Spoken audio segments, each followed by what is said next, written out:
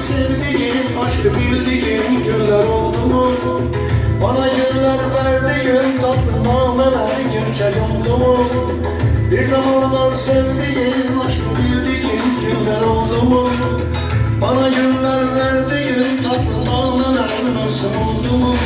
Hiç gözünden tanımam, herkes her şeye alma, bitik ve mutsuz olma. Alın yazımsa sildim çoktan, peşimden gelirsen, aşk için direnirsen, ben de yanlış bilirsem, çözmeyi düşün. Mahnını ifa edir Sumqayıt Şəhər Könüllü İctimai Nəzarət Təşkilatının mədəniyyət məsələləri üzrə müavini Mehman Əhmədov.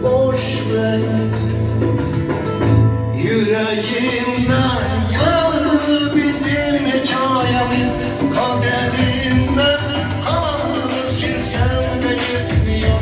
İki sözden aralı bütün mesafemiz, geldim anlamıyor.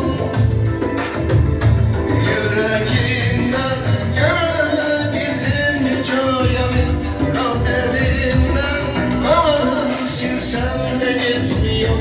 İki sözden aralı bütün mesafemiz, sevdim anlamıyor. Yüreğimden yaralı bizim hikayemiz, kaderinden kalanı silsem de gitmiyor. İki sözden aralı mesafemiz, geldim anlamıyor.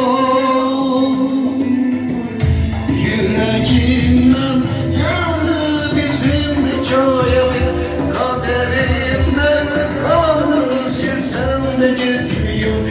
İki sözden aralı bütün mesafemiz, sevdim anlamıyor.